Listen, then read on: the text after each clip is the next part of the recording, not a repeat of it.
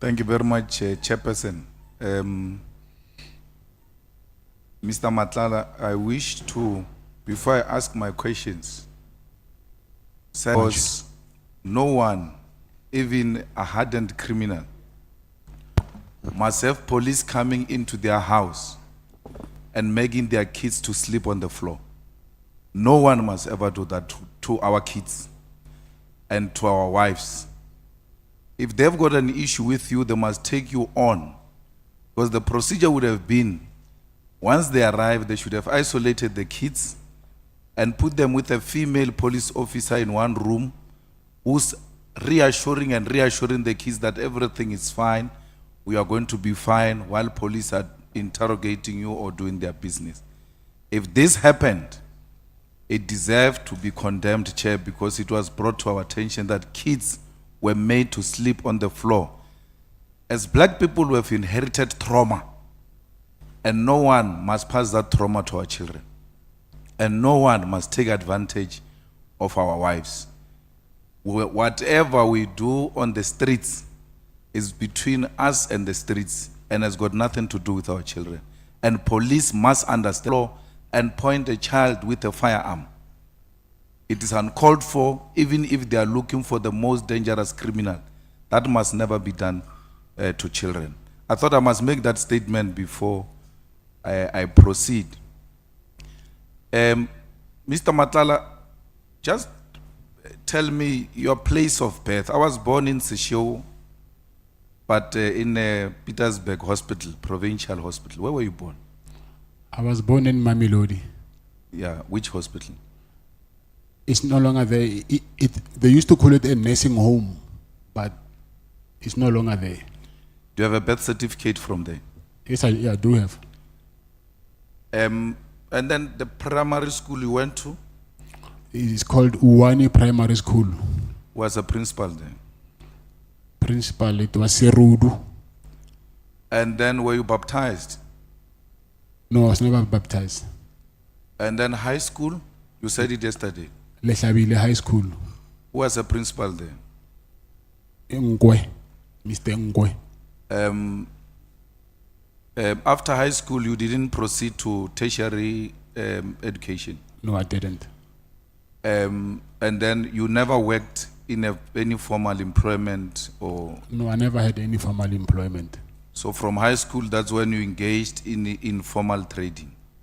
Yes, I will say before my mother, so I grew up in the street for a very long time. So I just realized after when I grew up that my mother passed away, but she was an albino. And I heard later that she was raped because there was this myth that if you can rape an albino, and then you can get cured for whatever.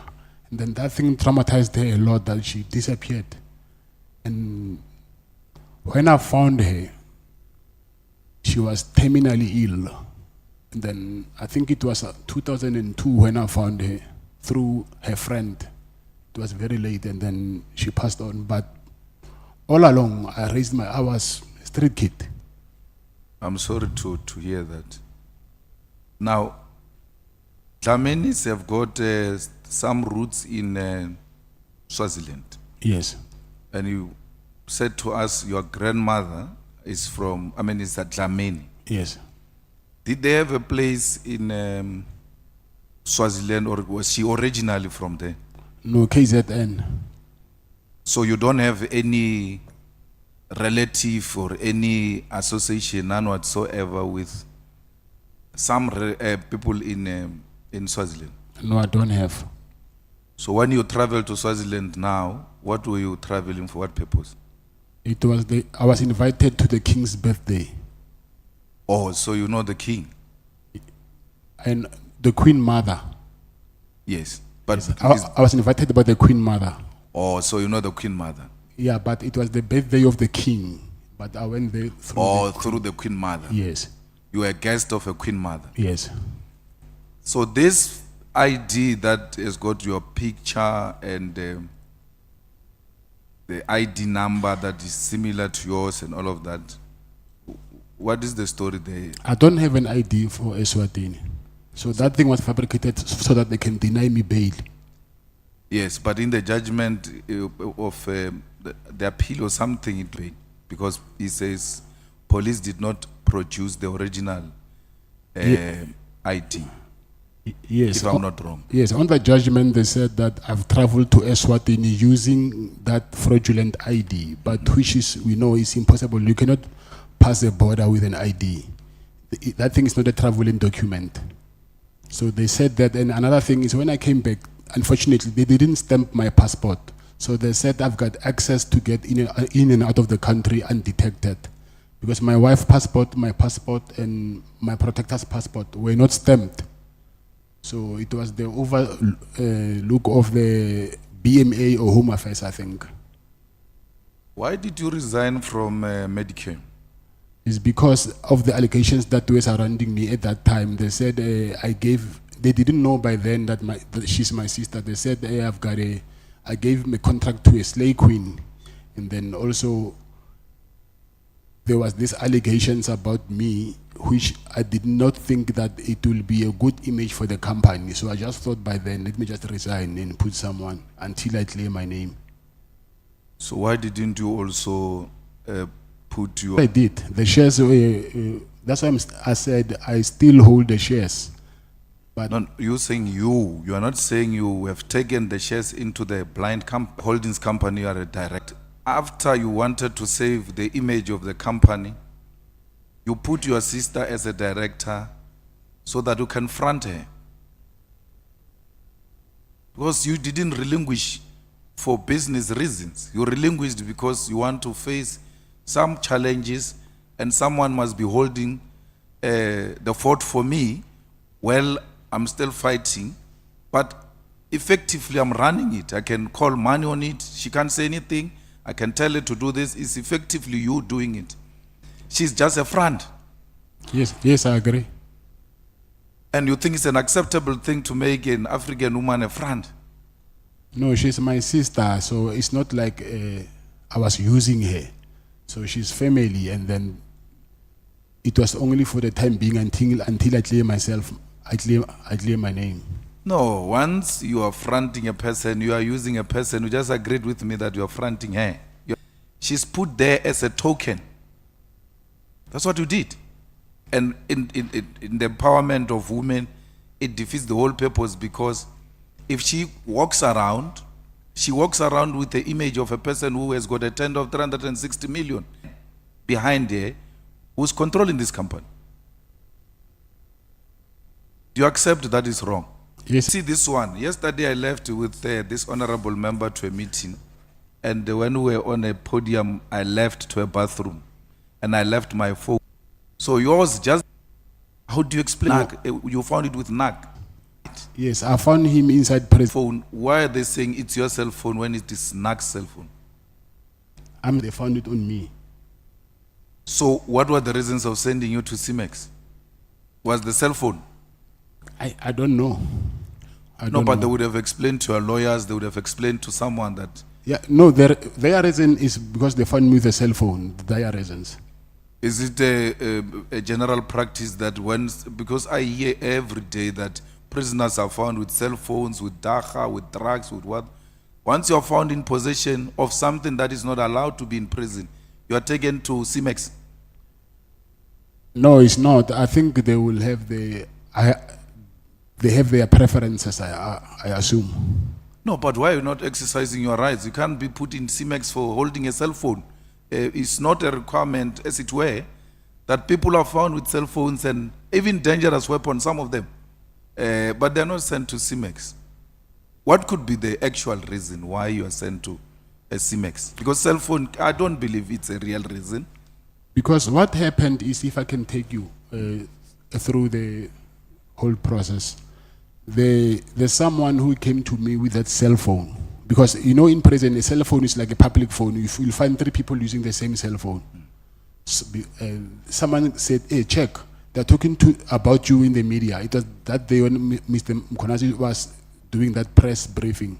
So when I held that cell phone, that boy left. And immediately the members of the task force of EST, they came to my cell. And then the same day, those guys from intelligence and PKTT, they came to prison. So I asked myself a question that if this thing was found in prison, how did these guys knew that I was found with a cell phone? So I thought maybe it was something which has been organized for me to be found with a cell phone. That guy who was arrested and sentenced for killing Boswani, what's your relationship with him? I'm forgetting his name. Keke. Vusi. Yes, I don't have a relationship with him. You have never worked together. Work? Yeah? No. But he's also from Mamelodi. Yes. Mokotsi believes that you are John Wick and everybody else there believes you are a John Wick in Mamelodi, that you have been killing people in Mamelodi. Yes, I heard that. But what are you, John Wick? No, I'm not. Do you kill people? No. Have we ever been accused of murder before? No, never. So what effort have you taken, the same effort you have taken in saving the image of the company, Yes. to save your image from being called a John Wick and being called a dangerous murderer in Mamelodi? What effort have you taken? That thing I heard it from Matlala Commission, but I was in CMEX. There we don't have access to anything. So there's nothing I can do at this moment. My main focus now is to fight to get myself out of this place. No, but you're called John Wick before you came here. No. I don't know about that. You are not called John Wick No, before you no, came no. here. Now, in your detail of 14 security or personal protectors, how many are former task force members? It's not task force, it's from the defense, it's special forces. Yeah. Yes. No, I'm asking about the task force, the police task force. Oh, task force is one. It's one. And then the special forces? I'll say maybe 8. 8. Yeah. Out of 14. So it's special forces, 8 plus 1 task force. 9. That is paramilitary. It's not VIP protection to have such dangerous, the highest form of defense of the country in one unit. How much does that cost per month? I was paying them 100,000 a month each. Yeah. So what is your personal security detail budget per month? Because remember, it's food, it's petrol, it's convoy, it's hotels, it's all of that. My budget is 2 million. No, you said the security company makes 2 million. You can't budget 2 million. So the whole Yes. 2 million, when it gets in, it Yes. goes to those people. Yes, but I don't have one company. Oh, so you source from different companies to Yes. maintain that lifestyle. I've got a message. You know, Jerry's mom called me and asked me that I must ask you to return her son because she believes very strongly that you kidnapped her son. Yes. And she cries in tears because she says she knows you. And she has given you a plate of food to her, you are a child. If we were to talk to her now, as she's listening, what will you say to her? I will say that they are misleading her. And I think the people who are misleading her are the people who put me here in prison. Because I think they even went and told this same thing before the mother to Jerry's wife. So I will say she's being misled because they know very well that I'm the first person who woke up at night there, and then I was the first person who was looking for Jerry everywhere. So when they say I kidnapped her, it's because maybe of my suggestion that rather let's tell the police the truth. And then they were not comfortable with that. And I said to them, it's either we do that or we never find him, because if we don't give them a clue, then how are we going to know, how the police, are they going to know where he is? So they were emphasizing that we need to save their image, his image. So me and them, we ended up not agreeing on one thing, because even myself, I was tired of looking for someone, but we must lie to the police on the other side. Yeah, but I'm saying I'm given some limited time and I'm allocating it to you. Speak to her. Talk to Jerry's mom. She's listening to you now. She's watching you. Talk to her. Her son has been missing for so long. Yes. And she feels very strongly that you took her son. The same way they felt very strong that you took AB's wife and AB's son. Yes.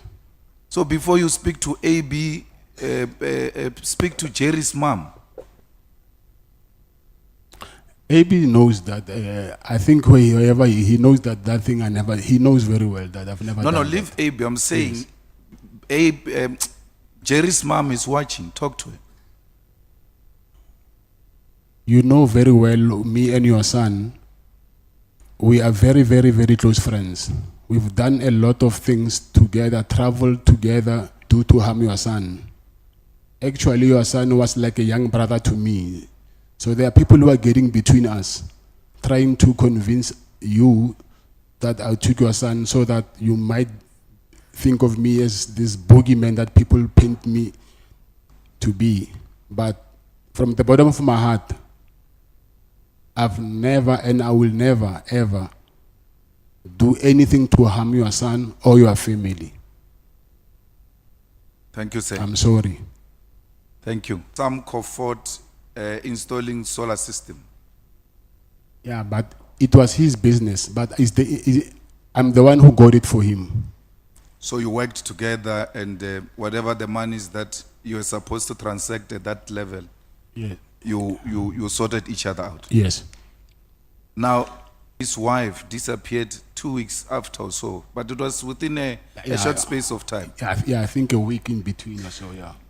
They say Jerry and AB were in your office. You wanted them to do some tender in Limpopo of a CID. You called AB because he had a CIDB 9. Yes, that's And true. they both declined to do that business with you. And that's where their problems started. He actually accepted AB, and it was not in Limpopo, it was there in Silverton, where there's a fourth plant. And then he accepted. The thing is, he was supposed to go to a briefing. I think he missed the briefing or something. That's why the thing didn't happen, but he never declined. So now, do you know anything about AB's son and AB's wife? No. But were you not involved in helping them to find the wife and the son? Yes, I was.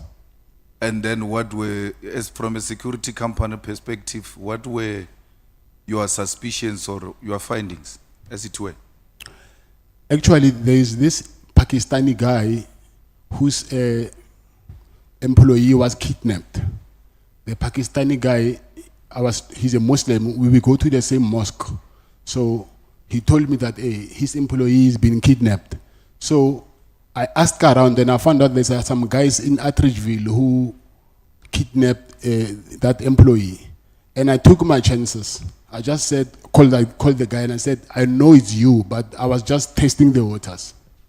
Return that guy because we do not want to come looking for you. Luckily, he dropped him off by Church Street at Sasol Garage. Then we found the guy. So now, with AB's family, because the guy who kidnapped the Pakistani guys as well, I said to them, you see now, you're starting, can you please return AB's family? And then he hung up, and then he switched off the phone, and then he just disappeared. And I just heard that after a while, they said, okay, I'm disguising to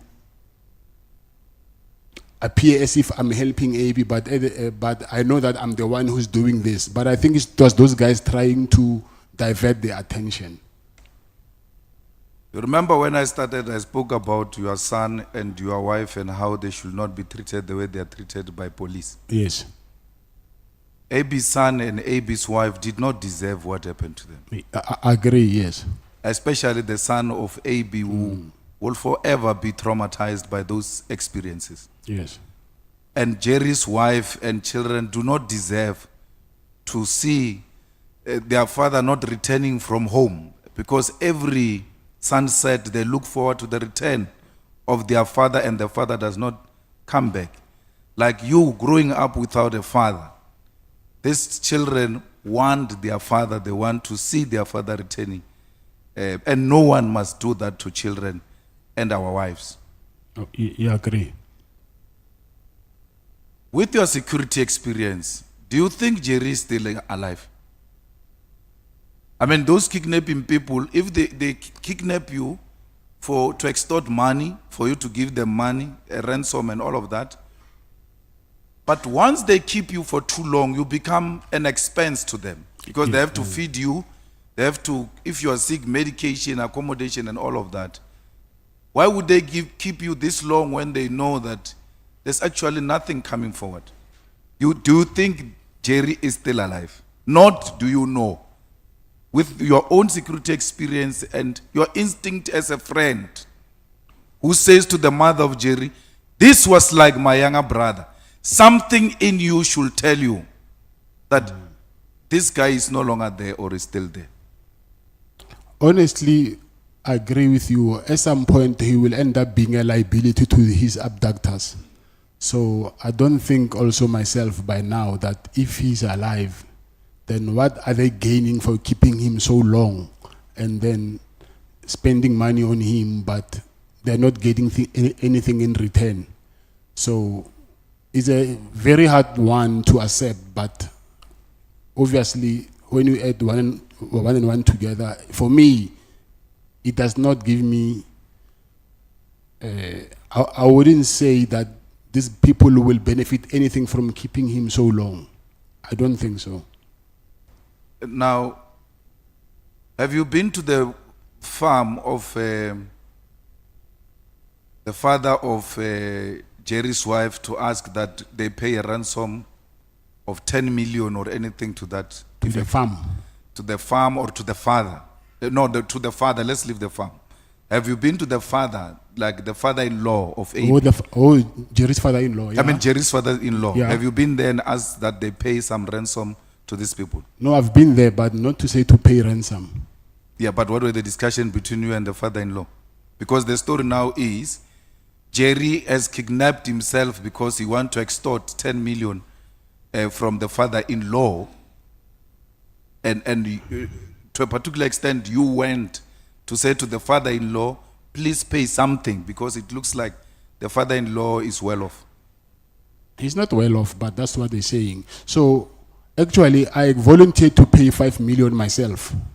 And I said, if you guys can raise 5 million, I'll pay 5 million myself so that we can get him. So I went there to speak to his father-in-law and say, listen, let's go 50-50. I can pay 5 and you pay 5. And he said, if they kidnap me, you must tell them that they must kill me. I will never pay any money. Speak to the Jerry's kidnappers, your younger brother, and plead with them. For sure they are listening. They knew we were coming to speak to you. If you are to speak to their conscience, what were you going to say? I will say, what we need now is closure. So whether they have them, they must just release him because he's diabetic. So I don't think wherever he is, he's in a good health. And also, if they did something to him still, let them give us a sign somewhere to at least have a closure, to know, because it's not nice every day sleeping, not knowing what happened to your brother, your father, your son. So what can at least comfort us now is closure, whatever it is, so at least we can know going forward what to do. Thanks. Julius Mkwanazi, what is the story there? You installed the blue lights he installed the blue lights in the cars that are owned by your security company. I donated cars to his to EMPD, to him. So they took them over? Yes. They were not belonging to you? No.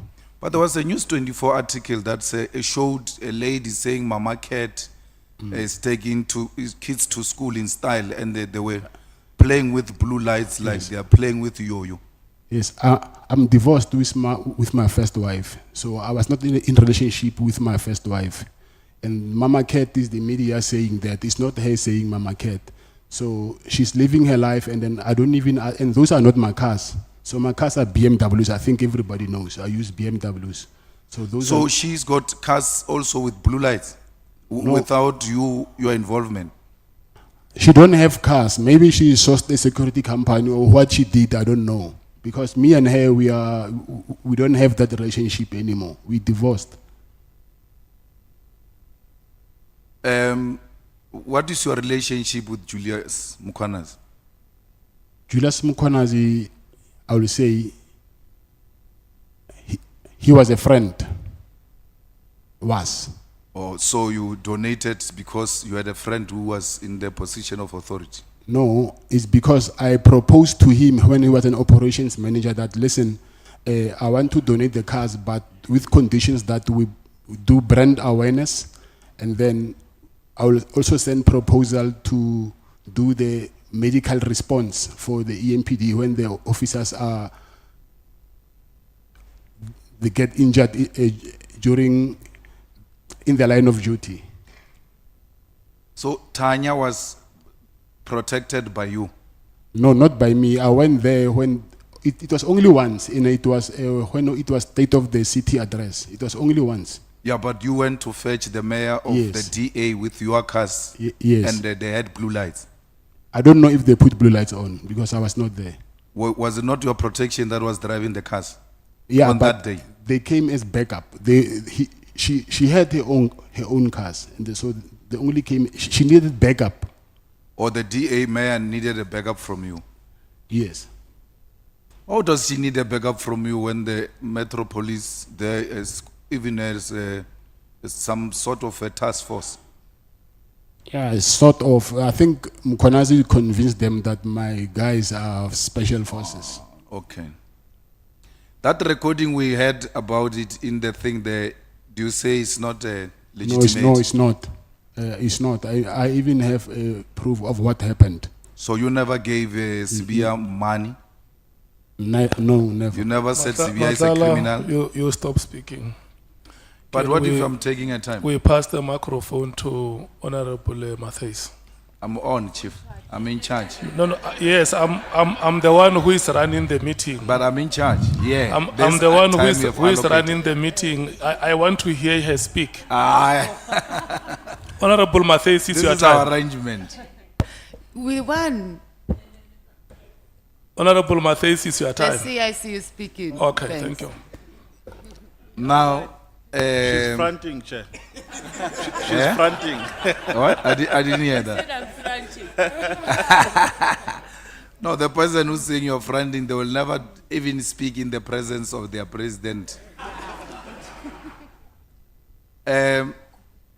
You see now what you did to me, Chair.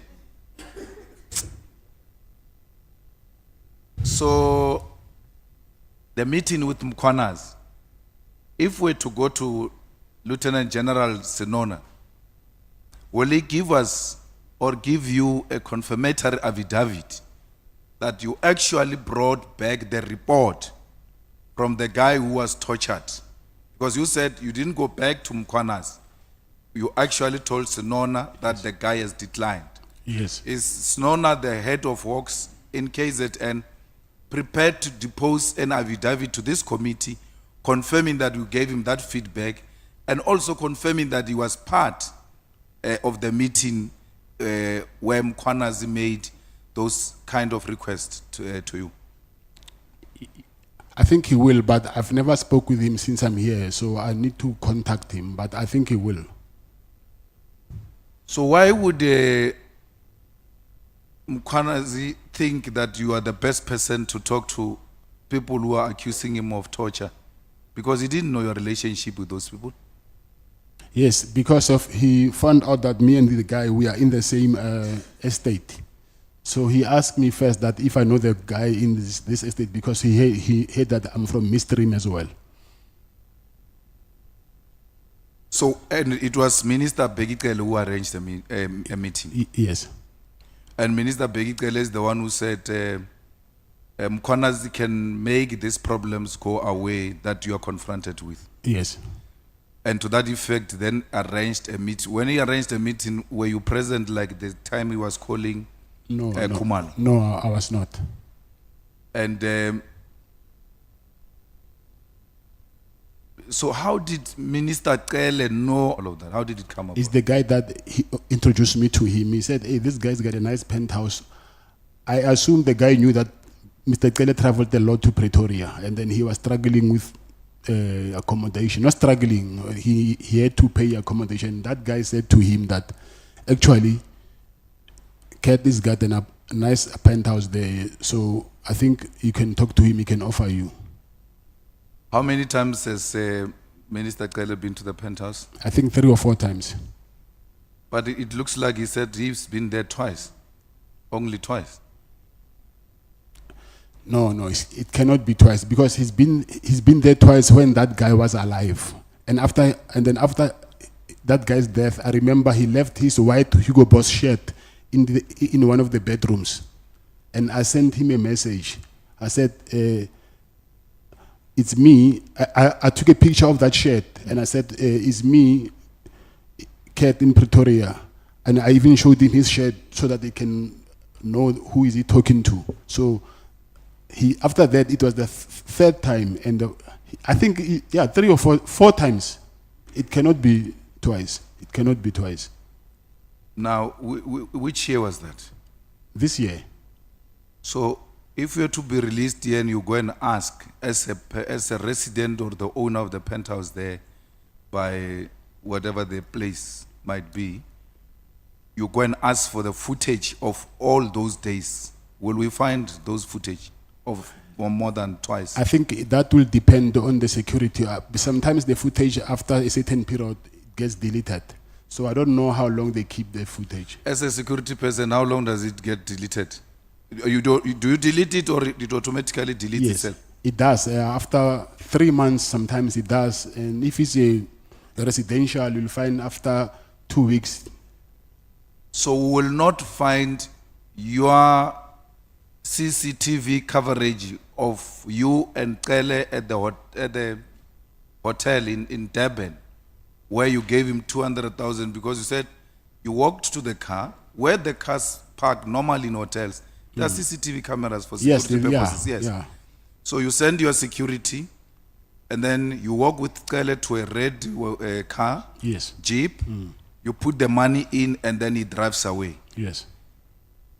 If we're to go and subpoena such a CCTV Yes. camera, will we find it? Yes. Yes, 100%. And then that day when I'm happy because you and Minister Cele are agreeing that you went to Durban to deliver the last, the other portion, the second last, I suppose. And then when you are there, your conscience said, no, this should stop. We're supposed to meet in Durban. Yes. That's why he gave you 20 calls. And you are saying, yes, I drove to Durban for purpose of giving him money. And that day, I took a decision, I'm no longer doing it anymore. And he gave you 20 missed calls. And we asked him, why did you call him so many times? He says, we were supposed to meet. Yes. So on the meeting part, you and him are agreeing. What we need an evidence of is this portion of the exchange. Even if it's not visible money, but as long as we see the Cele money from you, the Cele bag from you to his car, that's prima facie enough. So, did he really make those calls on that day when you decided no more? I'm no longer answering his calls. My phone is, even now, is here with my legal team. His missed calls are still there. We can even see them now. And we need some, even if it's smaller evidence that demonstrate that you indeed exchanged money, because the problem is that Mabonga is dead. Yes. And the protector that went to fetch the Woolworths bag, is he still alive, and will Yes. he be prepared to dispose Yes. an affidavit that you send him in the presence of Minister Cele to go and fetch a bag? And obvious, if he's a personal protector, meaning a bodyguard, he will walk with you or behind you Yes, as yes. you walk to the car Yes. with Minister Cele, and then you putting, will he give us some affidavit? Yes. Yes.